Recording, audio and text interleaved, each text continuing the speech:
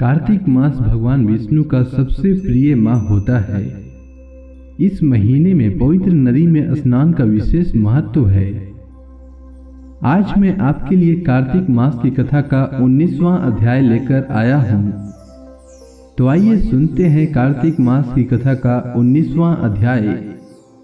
श्री विष्णु मम हृदय ने प्रेरणा करने वाले नाथ, लिखो महात्मय कार्तिक, रखो सिर पर हाथ। नारद जी बोले, जब देवता स्तुति करके मौन हो गए, तब शंकर जी ने सब देवताओं से कहा, हे ब्रह्मादिक देवताओं, जलंधर तो मेरा ही अंश था, उसे मैंने तुम्हारे लिए नहीं मारा है।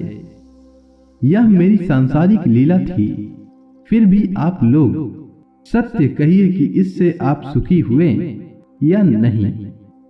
तब ब्रह्मादिक देवताओं के नेत्र हर्ष से खिल गए और उन्होंने शिव जी को प्रणाम कर विष्णु जी का वह सब वृतांत का सुनाया, जो उन्होंने बड़े प्रयत्न से वृंदा को मोहित किया था, तथा वह अग्नि में प्रवेश कर परम गति को प्राप्त हुई थी। देवताओं ने यह भी कहा कि तभी से वृंदा की सुंदरता पर मोहित हुए विष्णु उनकी चिता की राख लपेटे इधर उधर घूमते हैं। अतएव आप उन्हें समझाइए, क्योंकि यह सारा चराचर आपके अधीन है। देवताओं से यह सारा वृतांत सुनकर शंकर जी ने उन्हें अपनी माया समझाई और कहा कि उसी से मोहित विष्णु भी काम के वश में हो गए हैं। परंतु महादेवी उमा, त्रिदेवों की जननी, सबसे परे वह मूल प्रकृति परम मनोहर और वही गिरजा भी कहलाती है। अतएव विष्णु का मोह दूर करने के लिए आप सब उनकी शरण में जाइए। शंकर जी की आज्ञा से सब देवता मूल प्रकृति को प्रसन्न करने चले। उनके स्थान पर पहुंचकर उनकी बड़ी स्तुति की।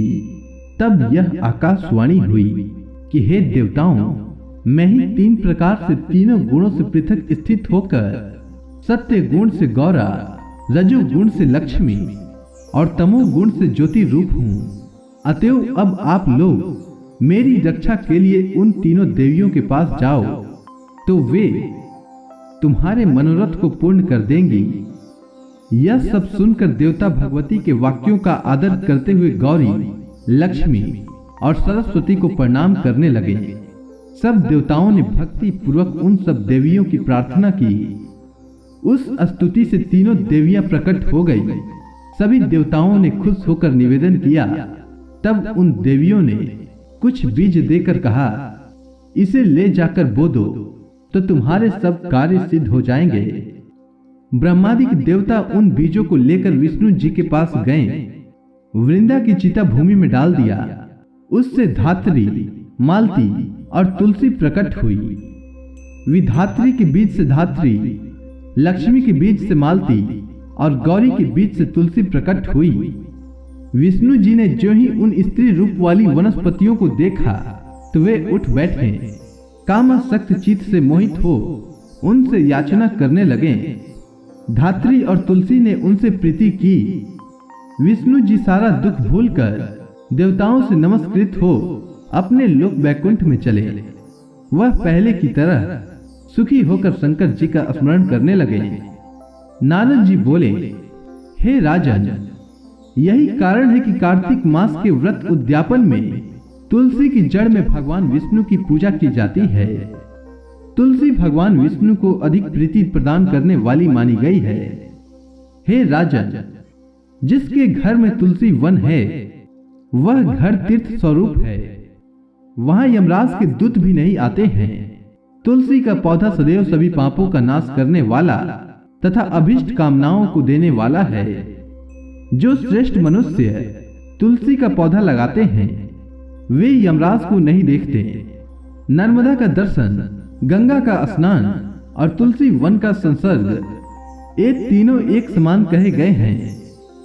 जो तुलसी की मंजरी से संयुक्त होकर प्राण त्याग करता है, वह सैकड़ों पापों से युक्त ही क्यों न हो, तो भी यमराज उसकी ओर नहीं देख सकते।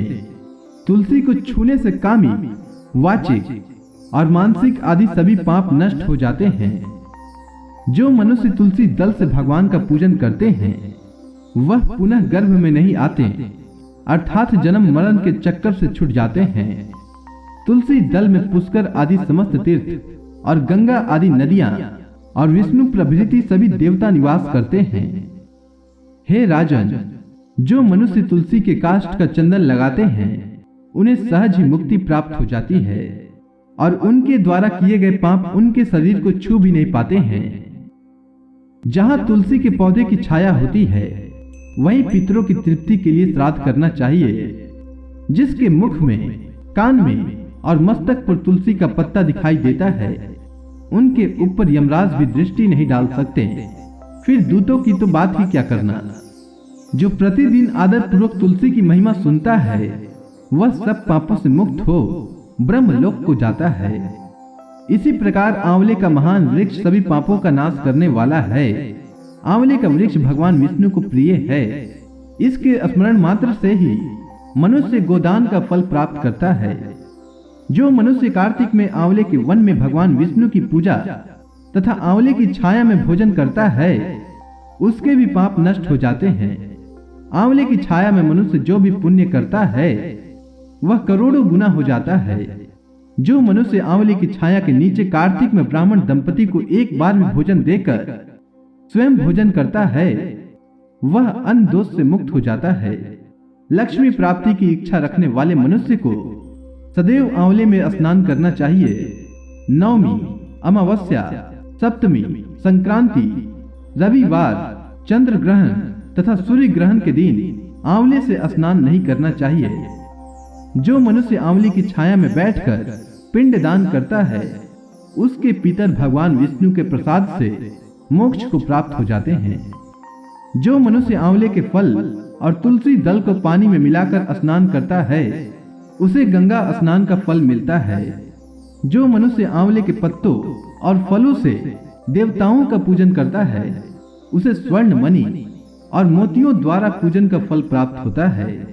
कार्तिक मास में जब सूर्य तुला राशि में होता है तब सभी तीर्थ, ऋषि, देवता और सभी यज्ञ आंवले के वृक्ष में वास करते हैं। जो मनुष्य द्वादशी तिथि को तुलसी दल और कार्तिक में आंवले की छाया में बैठकर भोजन करता है उसके 1 वर्ष तक अन्न संसर्ग से उत्पन्न हुए पापों का नाश हो जाता है। जो मनुष्य कार्तिक में आंवले की जड़ में विष्णु जी का पूजन करता है उसे श्री विष्णु क्षेत्रों के पूजन का फल प्राप्त होता है। आंवले और तुलसी की महत्ता का वर्णन करने में श्री ब्रह्मा जी भी समर्थ नहीं है। इसीलिए धात्री और तुलसी जी की जन्म कथा सुनने से मनुष्य अपने वंश सहित भक्ति को पाता है और अंत में विष्णु लोक को प्राप्त होता है।